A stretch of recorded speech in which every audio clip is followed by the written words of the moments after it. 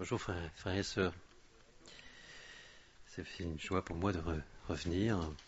On est tous confinés. C'est vrai que nous, on est confinés à Dunkerque. Mais bon, que Dieu vous bénisse. Dans ces moments, c'est vrai que, comme ça a été dit, ça nous permet d'avoir du temps pour réfléchir.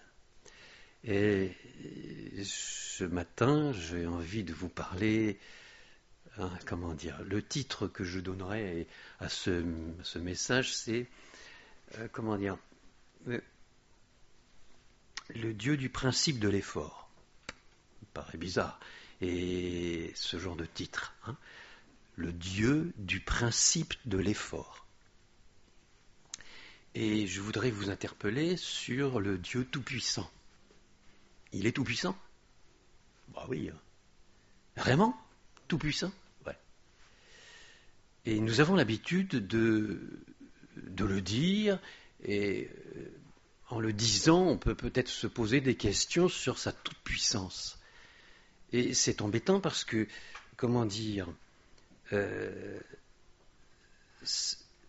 ce Dieu qui est tout-puissant, il aurait pu faire avec un claquement de doigts l'ensemble de la création. Paf, pouf, d'un seul coup, en 2 secondes ou 4 millisecondes, je ne sais pas, enfin bref, tout est fait. Et puis, l'homme aussi est fait. Et nous avons l'habitude de dire, oui, il est tout-puissant, et je voudrais vous interpeller sur comment vous le voyez, cette toute-puissance. Pourquoi je vous parle de ce Dieu du principe de l'effort ? C'est qu'il y a chez Dieu, et c'est embêtant de dire effort pour Dieu, parce que si Dieu est tout-puissant, il n'a pas besoin de faire d'effort. Et pourtant, il y a un peu cette notion, et je n'ai pas trouvé de terme mieux que dire effort. C'est le Dieu du principe de l'énergie, c'est un peu embêtant parce que ça fait un peu énergie, psycho, bazar. Ça ne va pas non plus. Donc je reste à mon titre, le Dieu du principe de l'effort. Et puis, je voudrais donc qu'on médite juste un peu là-dessus. Ça commence comme ça d'ailleurs. Le Dieu tout-puissant se démontre, et il se montre, et il veut qu'on le comprenne. Et en le comprenant, je ne le comprends pas. Je ne sais pas si vous le comprenez, mais moi je ne comprends pas. Il est tout-puissant, alors clic, et puis tout est fait. Et quand vous le voyez dans la parole de Dieu, eh bien il y a eu un premier jour. Qu'est-ce qui s'est passé ce premier jour ? Il y a eu la lumière. Et il y a eu donc un tri entre la lumière et les ténèbres. Ensuite, il y a eu une journée. Et une journée, alors vous pouvez discuter, on peut discuter. Le problème n'est pas là de savoir si c'est des milliers d'années ou si c'est 24 heures. Toutes les solutions sont possibles. Mais il n'y en a qu'une qui est la vraie, mais on ne la connaît pas bien. Et donc après le premier jour, il y a eu un deuxième jour, et ce deuxième jour, c'était... il y a eu les eaux qui sont séparées du haut et du bas. Et puis après, il y a eu encore autre chose. Il y a eu 6 jours. 6 jours, voilà, 6 périodes. C'est comme vous voulez. Mais ça nous laisse quelque part quelque chose qui nous interpelle. Mais si Dieu est tout-puissant, il aurait pu faire autrement. Bon, il me dirait, oui, d'accord, c'est pas la peine de discuter sur la façon de faire autrement, puisqu'il l'a fait comme ça. Oui, d'accord. Mais ça montre quelque chose de la toute-puissance de Dieu. Donc on pourrait dire, le Dieu du principe de l'effort, c'est aussi le Dieu qui va jusqu'aux extrémités de sa toute-puissance. Mais vous imaginez que ça aussi, c'est un peu curieux, parce que si Dieu est tout-puissant, il n'y a pas d'extrémité. Sa toute-puissance peut aller bien plus loin. Et pourtant, il s'est présenté lui-même comme étant celui qui fait les choses en 6 jours, et excusez-moi, je me suis trompé, en 7 jours. Parce que le 7e jour, pour Dieu, est quelque chose de primordial. Alors, il a besoin de se reposer. Il est tout puissant, mais alors, ça veut dire qu'à un moment donné, il se fatigue. Mais alors, s'il se fatigue, c'est qu'il n'est pas tout puissant. Non. Il y a quelque chose que je veux comprendre et que j'ai du mal à comprendre. Pourquoi je vous parle de tout cela? Parce que je vais vous amener à un verset de la parole de Dieu qui m'a interpellé, parce que si je venais à vous en vous disant, vous savez, moi, la Bible, il n'y a pas de problème, je la connais du début jusqu'à la fin, je connais tout, l'Apocalypse, le livre de Job, les Proverbes, le Cantique des Cantiques, j'ai tout compris. Hein, bon, je crois que si je disais cela, vous auriez tendance à vous moquer de moi. Hein?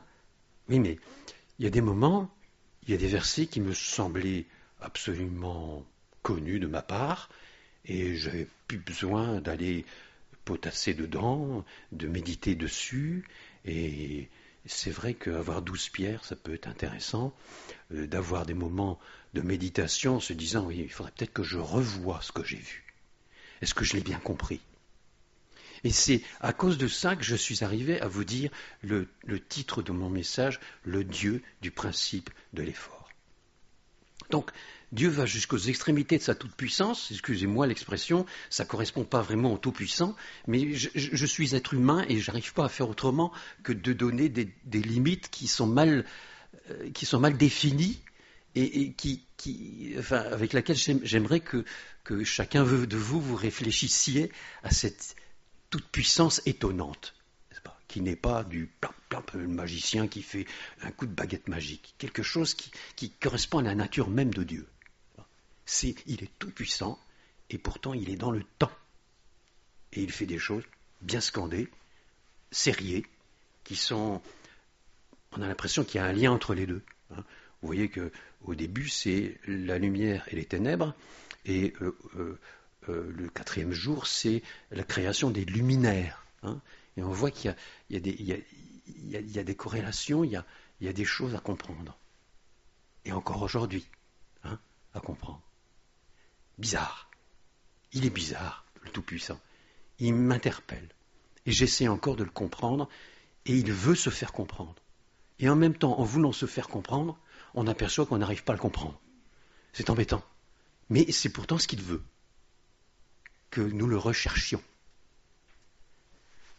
Alors, ce verset qui m'a interpellé, vous le connaissez très bien, c'est « Et il a plu à l'Éternel de les briser par la souffrance. » Il a plu à l'Éternel, c'est en français, en français de Louis II, et il a plu à l'Éternel de le briser par la souffrance. Alors, je ne sais pas si ça vous interpelle, mais moi ça m'interpelle.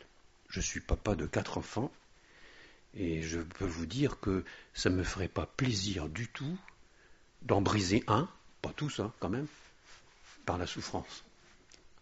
Déjà un seul, quand il se met à souffrir, je souffre, et mon épouse aussi.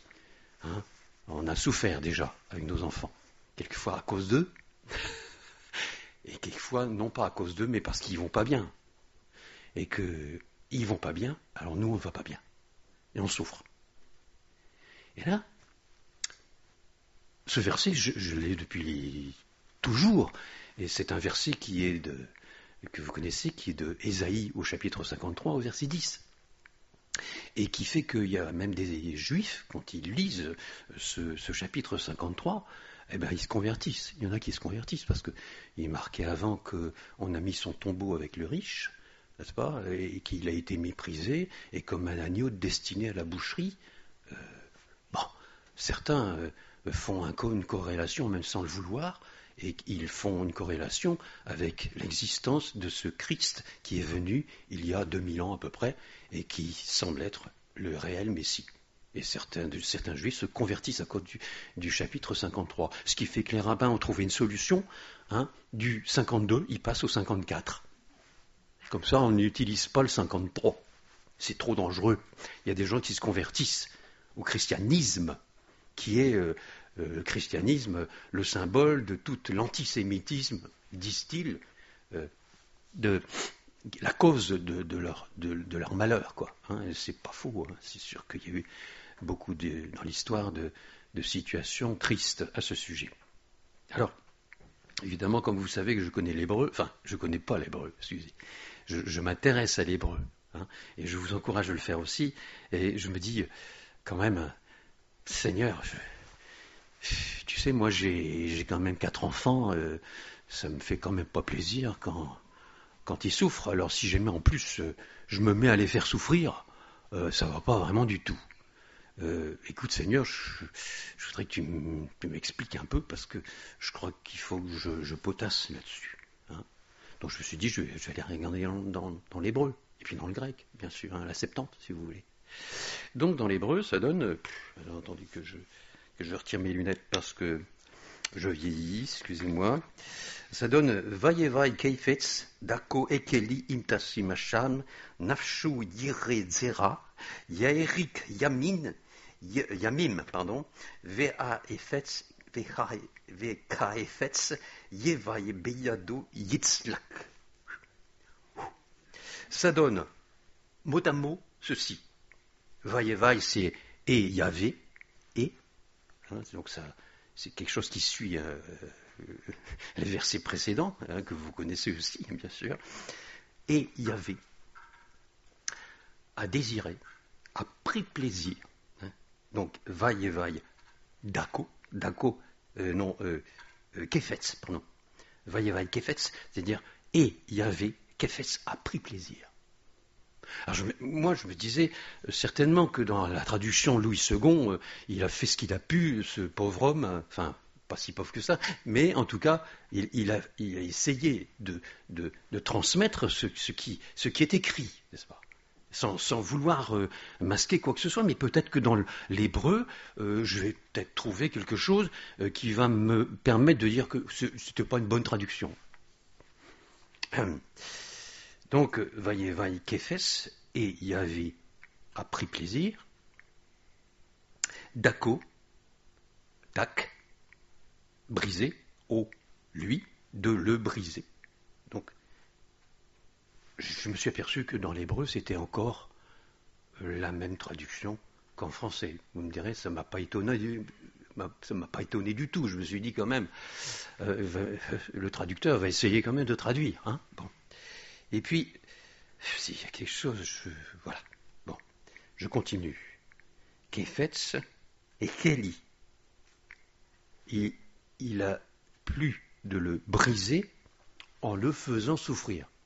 Donc, on peut briser quelqu'un, peut-être intellectuellement, moralement, le mépriser, lui donner de la haine, et ainsi le briser, si vous voulez. Mais là, c'est par la souffrance. Hein, par la souffrance. Et puis après, il est marqué Imtasi Masham Nafshu, ce qui veut dire si il place son être, hein, Nafshu, hein, si il place son être comme sacrifice de réparation, hein, si il place son être comme un sacrifice de réparation, il verra une descendance ou il verra une semence.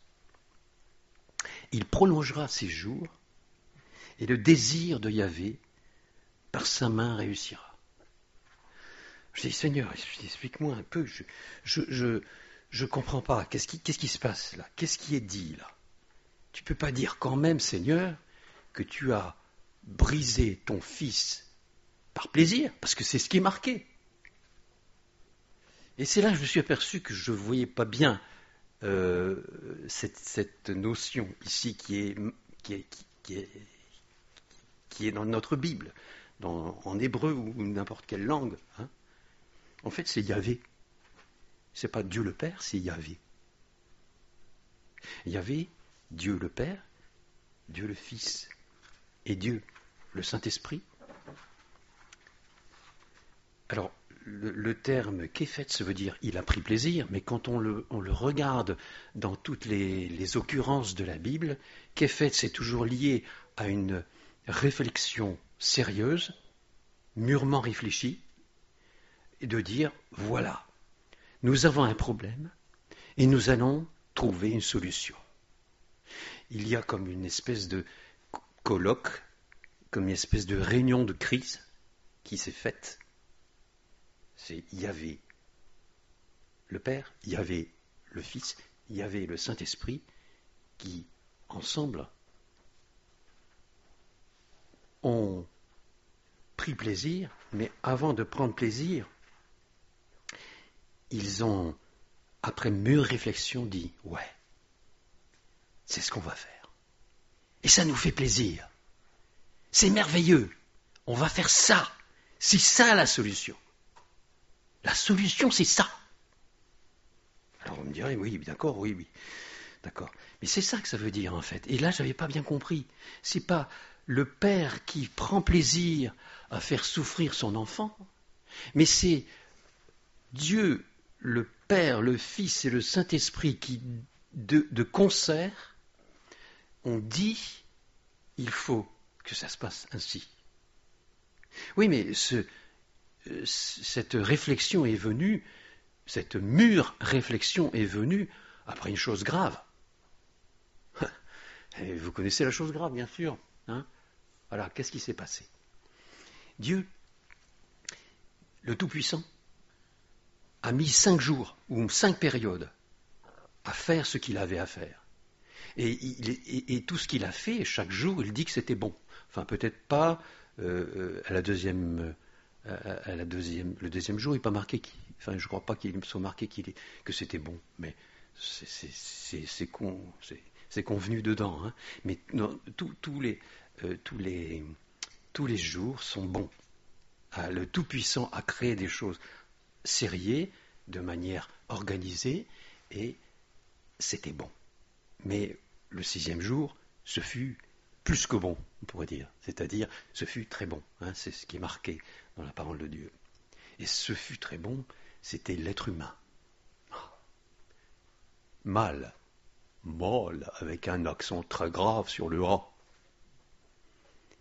Et il fallait la femelle, mais elle n'était pas là. Et contrairement à tout ce qui s'est passé avant et qui a été de la puissance de Dieu tout-puissant, sans intervention de quoi que ce soit d'autre, il y a là quelque chose de curieux, c'est qu'au 6e jour, il est demandé à l'homme, l'être humain mâle, d'intervenir dans cette création. Et qu'est-ce qui se passe dans cette intervention ? C'est de dire, il manque la femelle. Et après avoir désigné tous les animaux, cet être humain parfait doit comprendre avec Dieu.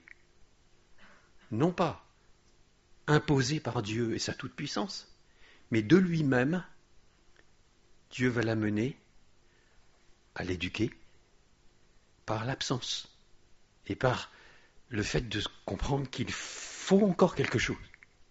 Pourtant, toute la création est faite. Non, il manque encore quelque chose. Il manque l'épouse. Vous faites la relation avec la notion d'épouse telle que Dieu la voit.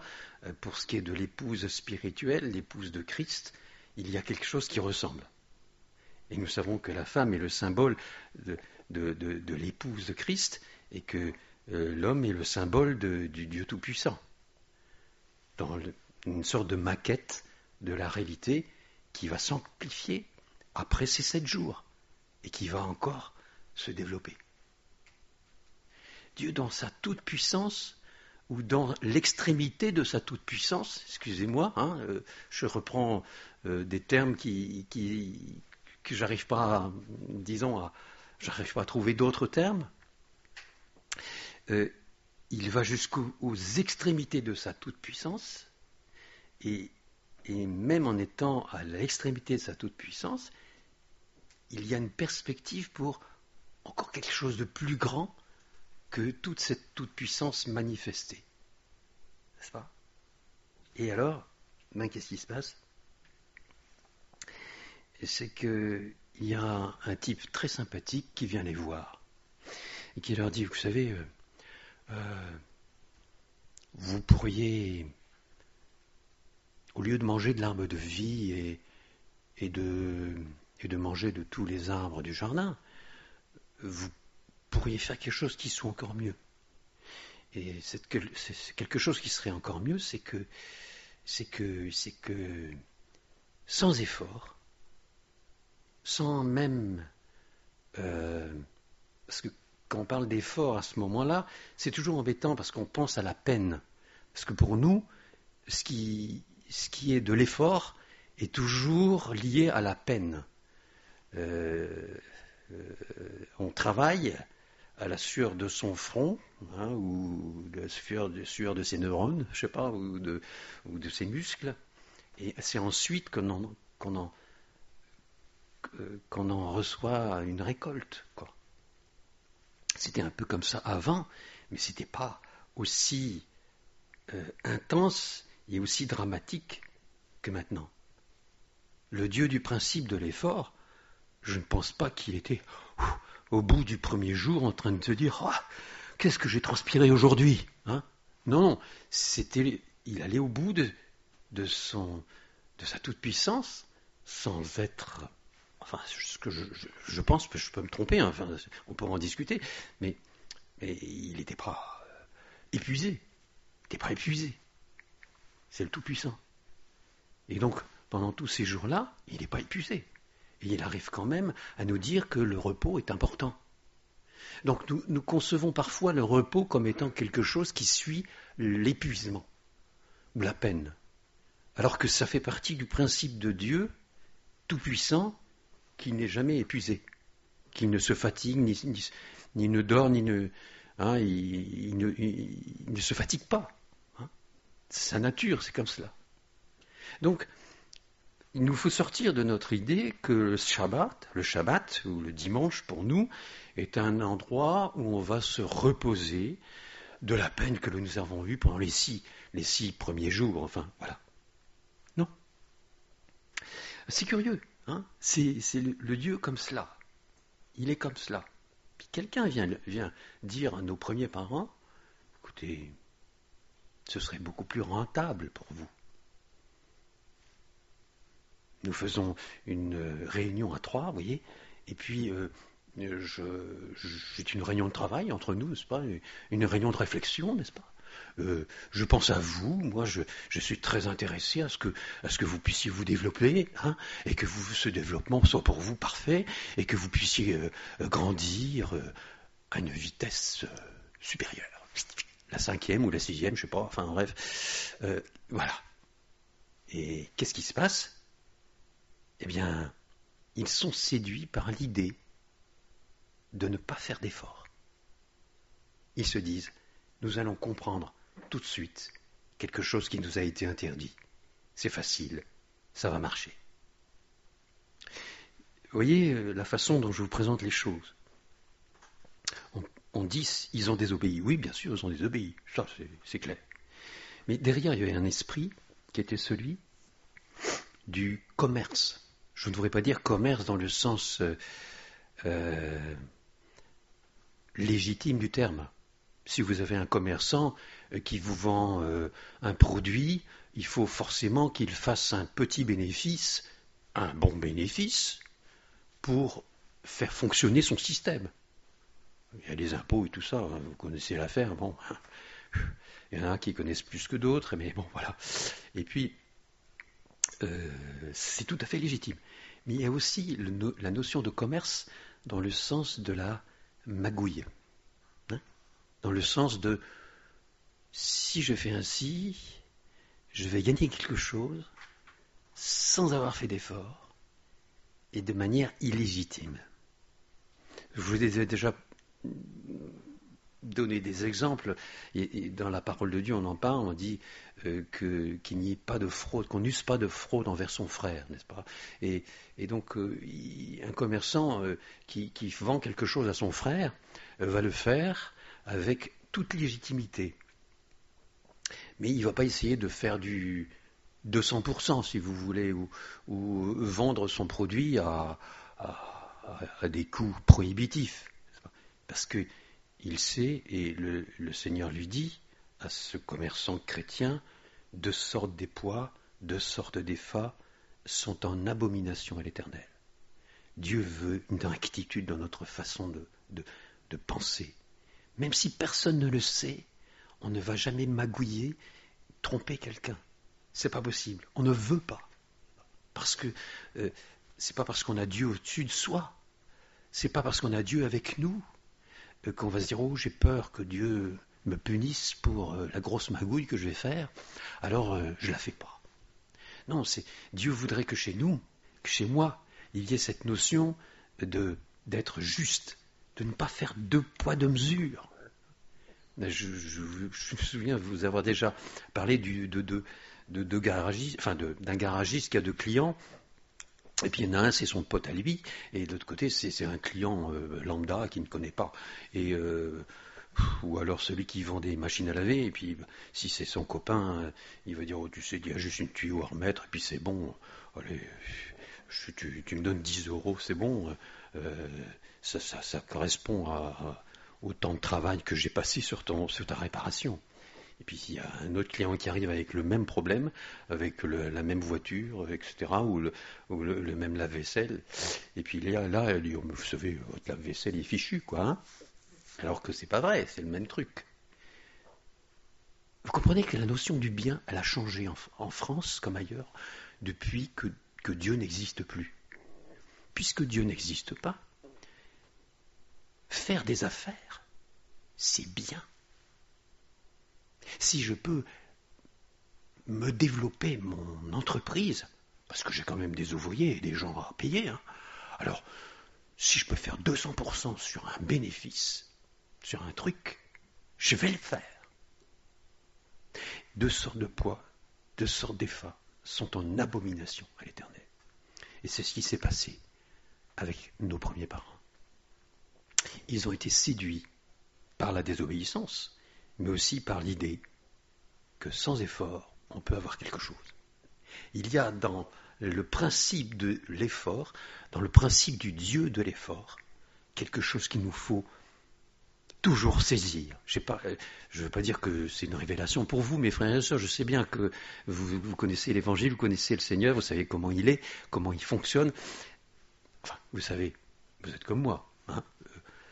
Je cherche après le Seigneur, mais je ne connais pas tout du Seigneur, mais il y a des principes de base que l'on comprend. Voilà. Donc voilà ce qui s'est passé. Dans le psaume 40, vous connaissez, hein, dans le psaume 40, il nous est dit, psaume 40, verset 7, il nous est dit, tu ne désires ni sacrifice, ni offrande. Tu m'as ouvert les oreilles. Bon, le fait d'avoir les oreilles ouvertes, c'est la compréhension spirituelle des choses, certainement, et c'est aussi le symbole du serviteur qui volontairement veut être le serviteur de son maître pour toujours. Et il veut l'être pour toujours, et il va au temple avec son maître, ou plutôt son maître l'amène au temple, et devant Dieu, ce serviteur va avoir l'oreille percée, et en ayant l'oreille percée, il sera visible pour tout le monde que ce serviteur-là, c'est le serviteur de son maître pour toujours. Et c'est ce qui se passe aussi ici. Donc tu m'as ouvert les oreilles, ça veut dire tu m'as donné la compréhension des choses. Et c'est pas pour rien que le serviteur qui se rend serviteur pour toujours de son maître se fait ouvrir l'oreille. C'est pour montrer de manière physique, comme nous avons pris le baptême de manière physique, que c'est un problème spirituel et que nous voulons être, nous aussi, les serviteurs qui allons au temple, nous faire percer l'oreille pour être le serviteur pour toujours de notre maître. Mais c'est pas tout. Nous savons très bien que ce psaume 40 nous parle du serviteur, le grand serviteur, Jésus, qui a décidé d'obéir à son maître, qui n'est pas son maître, c'est son Père, c'est le Père céleste, c'est à Yahvé le Père. Et Yahvé le Fils décide de devenir serviteur de son Père, alors qu'ils sont d'égalité. Hein. Philippiens chapitre 2, il n'a pas regardé comme une proie à arracher son égalité. Donc ils étaient égaux. Mais il a dit non, non, non, écoute papa, enfin je sais pas comment il se parle, écoute papa, je veux devenir ton serviteur. Mais non, attends, oui, mais vous avez raison. C'est extraordinaire ce qui se passe. C'est ce que nous allons faire. Regardez, dans Genèse chapitre 4, non, chapitre 3, chapitre 3, il s'est passé un gros bazar, je ne sais pas si vous savez, au début de la Genèse, hein, c'est qu'il y a un type sympathique qui est venu voir nos premiers parents et qui leur a dit, bon bah, faites ça, vous allez voir, vous allez gagner un max. Hein. Ils ont tellement bien gagné qu'ils ont tout perdu. Hein. Il semblerait qu'ils aient tout perdu. Donc, il y avait le Père, il y avait le Fils, il y avait le Saint-Esprit se réunissent. Il n'est pas marqué que c'est à ce moment-là, mais à mon avis, oui. C'est déjà à ce moment-là. Regardez ce qui est marqué.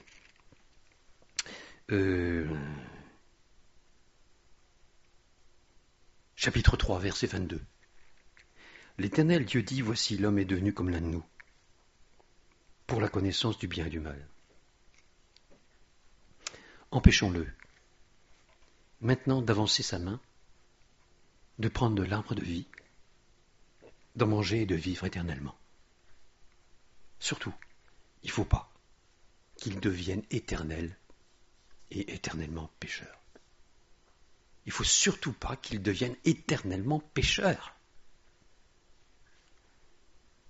Et l'Éternel Dieu chassa du jardin d'Éden l'homme pour qu'il cultive la terre et qu'il en reçoive les fruits. Hein.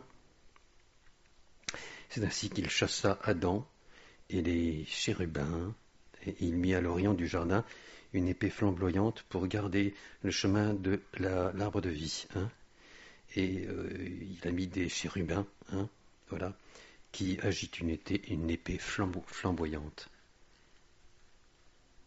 À ce moment-là, bon, c'est moi qui le dis, mais je pense que c'est à ce moment-là que le psaume 40, c'est à ce moment-là qu'il y a cette réunion, une réunion de Dieu le Père, Dieu le Fils et Dieu le Saint-Esprit, et qu'elle est décrite dans le psaume 40, où Dieu le Fils dit, il dit, tu ne désires ni sacrifice ni offrande. Ça va servir à rien. Pourtant, dans le psaume 40, c'est quand même déjà un bail que tous les ans, les Juifs vont au temple. Enfin, là, au temple, c'était plutôt l'Arche d'Alliance, puisque c'était les David. Donc, c'était l'Arche d'Alliance qui était, je ne sais plus, c'était pas à Gilgal. C'était, je ne sais plus. Mais, donc, ils faisaient leurs ablutions et les sacrifices perpétuellement pour être sauvés de leurs péchés tous les ans, la Pâque, etc. Et il nous est dit ici que ça ne sert à rien. Enfin, sous-entendu, ça ne sert à rien. Tu ne désires ni sacrifice ni offrande. Tu m'as ouvert les oreilles, tu as fait de moi ton serviteur, etc. Tu ne demandes ni holocauste, ni victime expiatoire. Alors moi je dis, alors vous voyez le verset ici, le 8, a été traduit différemment, et même Second met ces fameuses traductions. Et les trois traductions en question se valent, elles se valent. Il n'y en a pas une qui chasse l'autre comme un billard à trois bandes. Non. Les trois sont bons. Alors je dis, il nous est dit, voici, je viens. Et il nous est dit, dans la version Second a choisi plutôt ça, mais bon, on pourrait en prendre d'autres comme traduction, avec le rouleau du livre écrit pour moi. Je viens avec le rouleau, on a l'impression qu'il vient avec son rouleau, et puis il dit, je veux faire ta volonté, mon Dieu. Et ta loi est au fond de mon cœur. J'annonce la justice dans la grande assemblée. Voici, je ne ferme pas mes lèvres, Éternel, tu le sais.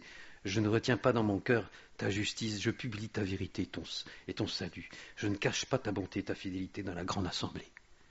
Tu veux être bon avec des gens irrémédiablement pécheurs. Oui, mais qu'est-ce qu'il a dit là? Il dit que ça ne sert à rien. Pourquoi il faut faire ces trucs-là qui ne servent à rien? Il faut les faire quand même, parce que Dieu a commandé de les faire. Mais ils ne servent à rien. Allez dire à votre enfant, écoute, tu vas faire ça, mais ça ne sert à rien. Bon, peut-être qu'à 4 ans, il va le faire, mais à 18 ans, ça m'étonnerait. Hein. Toujours est-il que c'est ce qui se passe. Hein. Et en fait, on s'aperçoit que le Fils, Yahvé le Fils, dit, je suis prêt à faire ta volonté, à devenir ton serviteur. Et si nous n'étions pas d'accord, et si vous n'étiez pas d'accord avec cela, ce qui m'étonnerait, il nous faudrait prendre plutôt Hébreux chapitre 10, verset 57. Je crois que c'est ça, il y a une référence ici. Je vais faire ta volonté, mon Dieu. Et nous voyons dans Hébreux, au chapitre 10 et au verset 7, hein, j'ai dit 57, non, c'est 5 à 7, excusez-moi. Hébreux 5 à 7, 10, 5 à 7, il nous est dit...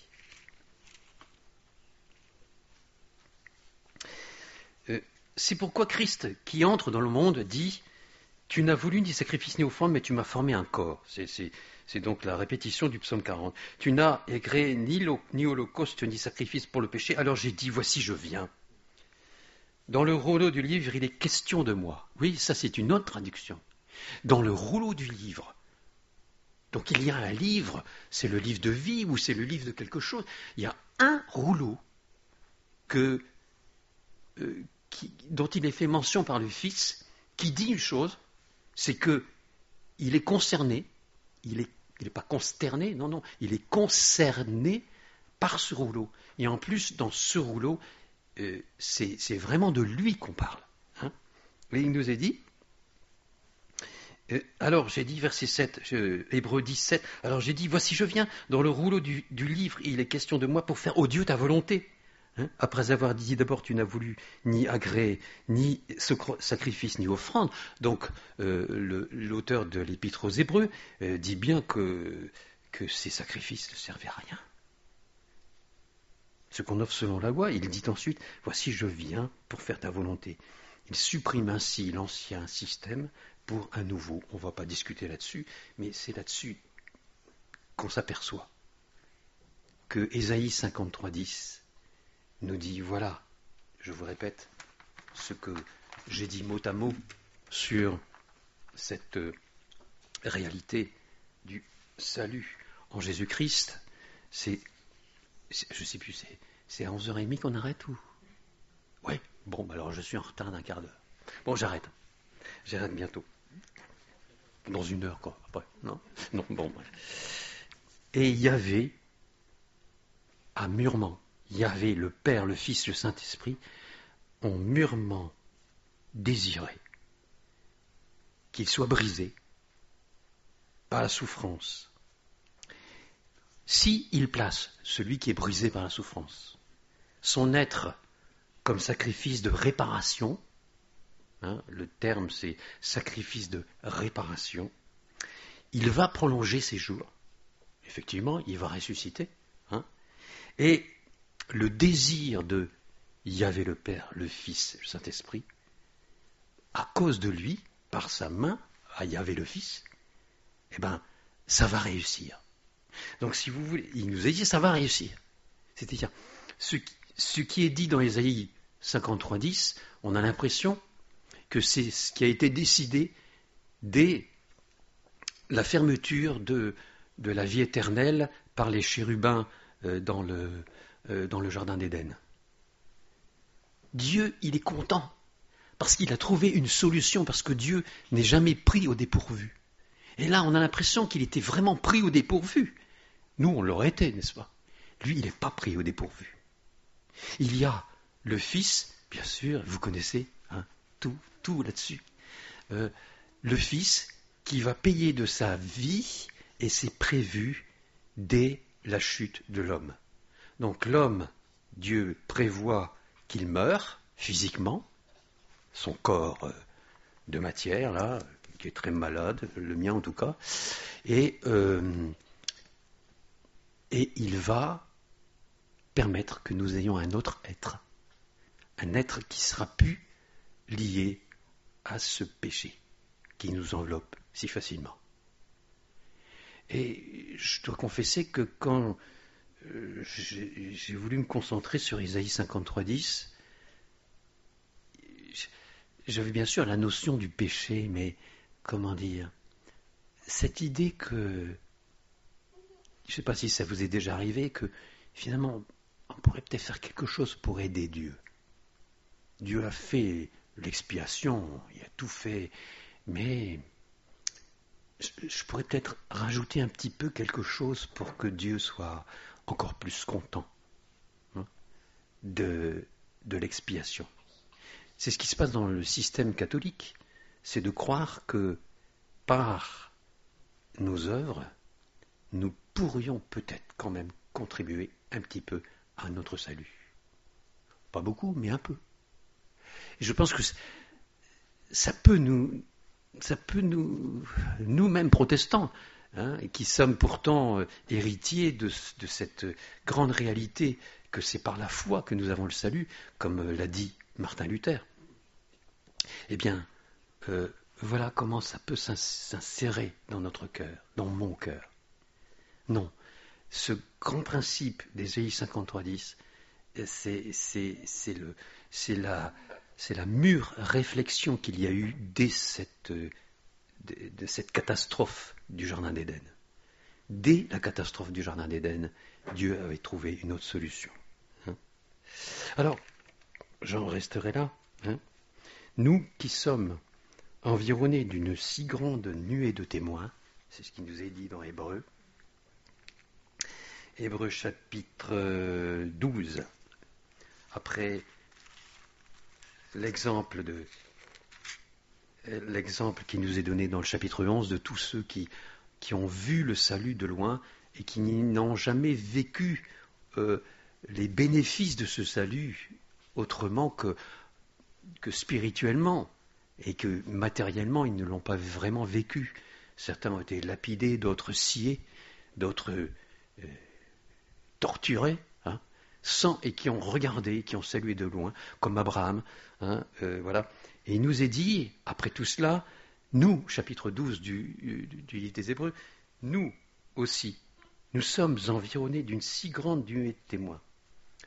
Écoutez bien, rejetons tout fardeau et le péché qui nous enveloppe si facilement, et courons avec persévérance dans la carrière qui nous est ouverte. Donc nous voyons que Dieu, qui a des principes, qui fait les choses de manière organisée, premier jour, deuxième jour, troisième jour, il le fait également pour notre sanctification, pour notre vie de chaque jour. Ça se fait aussi par... nous sommes la fin du verset 1, hein, et le péché qui nous enveloppe si facilement, et courons avec persévérance dans la carrière qui nous est ouverte, ayant les regards sur Jésus, donc sur Dieu, Yahvé, le Fils, hein, qui suscite la foi, qui provoque la foi, qui développe notre foi, hein, et qui la mène à la perfection. Donc, toujours le processus, hein, de l'effort. Pour nous, ça peut être un effort, mais Dieu nous dit, allez, fais un petit effort. Hein, en échange de la joie qui lui était réservée. Vous voyez, donc on voit le plaisir qui revient. Hein. Lui, en échange de la joie qui lui était réservée, donc il y avait le Fils, eh bien, il a souffert la croix, il a méprisé l'ignominie et s'est assis à la droite du trône de Dieu. Et dans Marc, vous avez remarqué, l'évangile se termine par « Et le Seigneur Jésus remonta au ciel et il s'assit à la droite de Dieu ». On a l'impression que c'est juste un truc là, comme ça, une petite formalité, mais ça a été une formalité quand même assez dure à faire, et pourtant il l'a faite, n'est-ce pas? Donc il est dit, il a souffert la croix, méprisé, verset 2 du chapitre 12 d'Hébreux, et s'est assis à la droite du trône de Dieu. Hein. Considérez en effet celui qui a supporté sur sa personne une telle opposition de la part des pécheurs, afin que vous aussi, vous ne vous lassiez point l'âme découragée. Alors, je me suis dit, mais tu sais, Étienne, quand même, tu te rends compte à quel point Tout ça, ça a été prévu dès le départ. Il y a eu la chute et tout de suite derrière, paf, Dieu a trouvé la solution. Pas pris au dépourvu. Alors s'il n'est pas pris au dépourvu pour la chose la plus extraordinaire qui nous arrive, est-ce qu'il va être pris au dépourvu pour nos petits bobos qui nous arrivent, hein? Vous comprenez? C'est ça qui est extraordinaire, hein? Et donc, c'est ça qui nous est dit ici, hein? Il convenait en effet, Hébreux chapitre 2, verset 10, il convenait en effet que celui pour qui et par qui sont toutes choses, et qui voulait conduire à la gloire beaucoup de fils, hein? Donc, c'est ça qu'il voulait faire. Et je vous rappelle, on en a déjà discuté, hein, Satan, lorsque Jésus se fait plonger dans l'eau du Jourdain, Jean-Baptiste lui dit non, c'est un scandale ce que tu fais. Tu arrêtes tout de suite là, Jésus, tu arrêtes. C'est moi qui dois être baptisé devant toi, c'est pas toi. Et lui, le Seigneur Jésus, sans péché, il s'identifie au pécheur. Et il dit, je suis moi aussi pécheur. Ce qui n'est pas le cas. Alors c'est pour ça que Jean-Baptiste n'est pas d'accord. Et il a raison de ne pas être d'accord, mais Jésus lui dit, il faut que nous fassions toute la volonté de Dieu là. Hein. Et donc il lui résiste à plus, il nous est dit. Mais vous savez qu'autour de ce baptême de Jésus, il y avait les pharisiens, il y avait tous les gens qui étaient là. Hein. Ah vous voyez, le Messie, vous voyez, il est pécheur comme tout le monde. Il est pécheur comme tout le monde. Regardez, il se fait baptiser. Et donc, à partir du moment où il s'est dépouillé lui-même, en obéissant jusqu'à la mort de la croix, mais là, c'est pas encore la mort de la croix, hein, en se dépouillant lui-même, il va être enlevé au désert, hein, et avant d'être enlevé au désert, il y a une voix qui vient du ciel et qui dit, celui-ci est mon fils bien-aimé, en qui j'ai mis tout mon plaisir. Ça a été écrit en grec, mais si c'était en hébreu, on aurait exactement le même truc qu'Ésaïe 53, hein, vous comprenez? Alors, j'arrête, hein, parce que vraiment je suis bavard. Je vous demande pardon. Eh ben, j'en ai déjà parlé, mais vous savez que la Pâque juive, aujourd'hui, c'est donc 3 matzah, hein, 3 pains sans levain, qui sont les uns sur les autres. Le pain du haut, représente Yahvé, le Père. Le pain sans levain du milieu, c'est Yahvé, le Fils. Et le pain sans levain en dessous, c'est Yahvé, le Saint-Esprit. Les Hébreux, les Juifs, donc mangent la Pâque. Et qu'est-ce qu'ils font à un moment donné? Ils prennent la matzah du milieu, ils la coupent, mais de manière dissymétrique, un petit morceau. Ils prennent la matzah et ils se la partagent entre eux. Et l'autre bout de la matzah, ils courent jusqu'à l'extrémité de la table de cérémonie et ils cachent l'autre bout, le plus gros, en dessous de la nappe. En fait, c'est le Seigneur Jésus-Christ qui a été fait pécheur pour nous et qui est mort à notre place. On partage le pain. Et l'autre partie de Jésus-Christ est cachée. Elle est cachée, elle ne se voit pas. N'est-ce pas? Quand Christ paraîtra, vous paraîtrez aussi dans la gloire.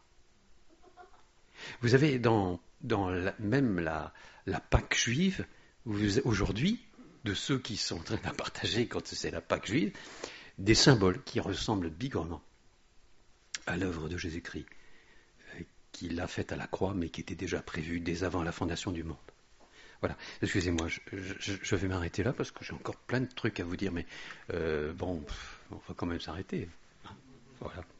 Seigneur notre Père, notre Dieu, nous te rendons grâce parce que c'est vrai que je n'avais pas bien compris, et j'ai toujours pas bien vraiment tout compris de ta parole, et en particulier d'Ésaïe 53, verset 10, où tu as désiré vivement faire cette expiation du péché pour nous sortir de cette condition de l'homme pécheur, irrémédiablement pécheur, qui ne peut rien faire pour se sauver, et qui ne sera libéré de ses problèmes à la mort physique, pour ensuite être ressuscité avec toi dans les lieux célestes. Seigneur, nous voulons te remercier de ce que tu vas nous donner un corps céleste qui n'est pas un corps éthéré, mais un véritable corps qui remplacera le nôtre, qui est déjà bien malade. Seigneur, nous voulons te remercier parce que cette réalité, elle devrait m'enthousiasmer bien plus pour voir la vie de chaque jour avec bien plus de joie et que je ne sois pas lassé et découragé. Je veux te remercier, Seigneur, et je te demande la même chose pour tous nos bien-aimés, que, Seigneur, tu nous encourages dans les souffrances qui nous arrivent, non pas en comparant avec les tiennes, mais en comprenant ô combien tu veux nous éduquer et nous donner une espérance qui est vraiment vivante, celle qu'un jour nous serons vainqueurs, entièrement vainqueurs, avec toi. Amen.